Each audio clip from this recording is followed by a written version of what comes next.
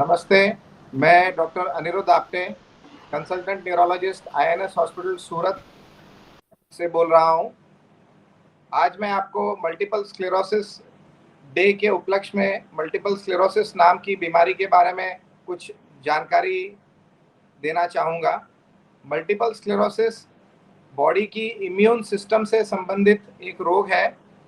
Body की immune system के control में जब गड़बड़ हो जाती है तो जो हमारी इम्यून सिस्टम है वो बॉडी की नर्व्स और ब्रेन से निकलने वाले नर्व फाइबर्स को और स्पाइनल कॉर्ड में जाने वाले फाइबर्स को अटैक करने लगती है और उन नर्व्स के ऊपर जो माइलिन नाम की एक कवरिंग होती है उस कवरिंग को क्षति पहुंचाना शुरू करती है और ये क्षति पहुंचने की वजह से ब्रेन के जो क्षतिग्रस्त एरिया हैं उनकी फंक्शनिंग कम हो जाती है।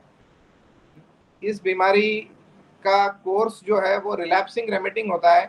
रिलैप्सिंग रेमिटिंग का मतलब जब अटैक आता है और हम ट्रीट करते हैं तो वो कुछ महीनों अथवा कुछ सालों तक के लिए ये बीमारी शांत पड़ जाती है और जब इम्यून अटैक वापस होता है तो ये बीमारी वापस खड़ी हो जाती है। तो इस तरह से ये मेजॉरिटी पेशेंट्स में इसका कोर्स रिलैप्सिंग एंड रेमिटिंग रहता है। आमतौर पे ये बीमारी यंग एज के पेशेंट्स को अटैक करती है और ख़ास करके फीमेल्स में ये ज़्यादा पाई जाती है। इसके मुख्य लक्षण जो हैं वो मैं अब आपको बताना चाहूँगा। सबसे इम्पोर्टेंट एक मुख्य लक्षण जो है वो अचानक से आँख की रोशनी का कम हो जाना। 2 या 5 दिन या 7 दिन में पेशेंट को ऐसा लगता है कि मेरे आँख की रोशनी कम हो गई है। वो एक आँख की भी हो सकती है अथवा दोनों आँखों की भी हो सकती है। कभी-कभी स्पीच में तुतलाहट आ जाती है, उसकी स्पष्टता कम हो जाती है। हाथ या पैरों की ताकत में कमी का एहसास हो सकता है। हाथ पैरों में झंझनी या अजीब से सेंसेशंस आना शुरू हो सकते हैं। बैलेंस जो है, बैलेंस आदमी का जो है वो बिगड़ सकता है, चलने में लड़खड़ाहट महसूस हो सकती है और अगर स्पाइनल कॉर्ड की नर्व्स अफेक्ट हो जाएँ तो यूरिन और स्टूल का कंट्रोल जो है वो भी गड़बड़ हो सकता है। एमएस की बीमारी का डायग्नोसिस कैसे किया जाता है? एमएस की बीमारी को डायग्नोस करने के लिए सबसे इम्पॉर्टेंट इन्वेस्टिगेशन जो है वो एमआरआई स्कैन है।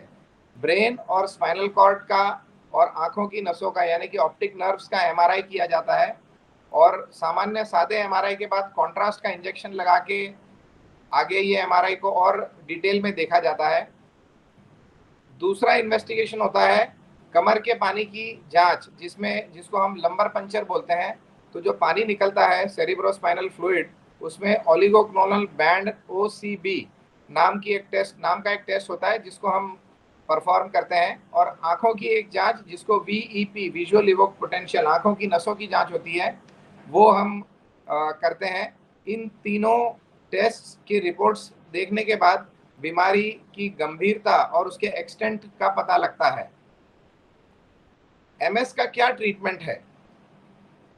जब एक्यूट अटैक आता है यानी बीमारी का नया कोई हमला होता है और नया सिम्टम आता है तो एक्यूट अटैक के लिए मिथाइल प्रेडनिसोलोन नाम का एक इंजेक्शन होता है जो 3 से 5 इंजेक्शंस का कोर्स होता है वह दिया जाता है और ये कोर्स पूरा होने के बाद में पेशेंट्स को हम डिसीज मॉडिफाइंग ड्रग्स पे शुरू करते हैं। डिसीज मॉडिफाइंग ड्रग्स जो है वो 2 प्रकार की होती हैं। इंजेक्टेबल फॉर्म में भी आती हैं और ओरल फॉर्म में भी आती हैं। इंजेक्टेबल फॉर्म में इंटरफेरॉन्स, ग्लैटिरेमर एसीटेट और बायोलॉजिकल्स यानी मोनोक्लोनल एंटीबॉडीज, इस तरह के 3 इंजेक्टेबल ड्रग्स होते हैं और ओरल ड्रग्स में डाइमिथाइल फ्यूमरेट, टेरिफ्लुनामाइड, फिंगोलिमोड आदि ड्रग्स होते हैं।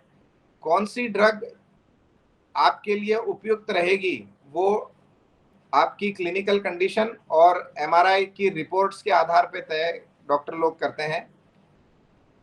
एमएस का जो ट्रीटमेंट है आज की तारीख में लाइफ लॉन्ग है। एमएस ऐसी बीमारी है जिसको हम दवाइयों के जरिए कंट्रोल कर सकते हैं इसके अटैक्स को। इसको जड़ मूल से हटाने के लिए या जड़ मूल से खत्म करने के लिए फिलहाल कोई दवा उपलब्ध नहीं है। जिसको एमएस हो जाता है उसकी क्वालिटी ऑफ लाइफ कैसी रहती है? अगर एमएस को समय रहते डायग्नोज कर लिया जाए और समय रहते आप न्यूरोलॉजिस्ट के पास पहुंच जाएं और उसको ट्रीटमेंट उसका शुरू करवा दें, तो आप एक नॉर्मल इंसान की तरह ज़िंदगी जी सकते हैं। फ़र्क इतना ही रहेगा कि आपको वीकली या डेली बेसिस पे आपको दवाइयाँ लेनी पड़ेंगी और आपके अटैक्स को कंट्रोल में रखने के लिए ये दवाइयाँ आपकी मदद करेंगी। यंग फीमेल्स जो हैं वो एमएस होने के बावजूद भी प्रेगनेंसी रख सकती हैं। प्रेग्नेंट होके they can deliver their children also. Quality of life में कोई फर्क नहीं पड़ता। They can lead a normal married life including mails and females. And अगर ट्रीटमेंट रेगुलर बेसिस पे चलता रहे तो बहुत लंबे समय तक आप एक अच्छी क्वालिटी ऑफ लाइफ लीड कर सकते हैं। धन्यवाद। Thank you.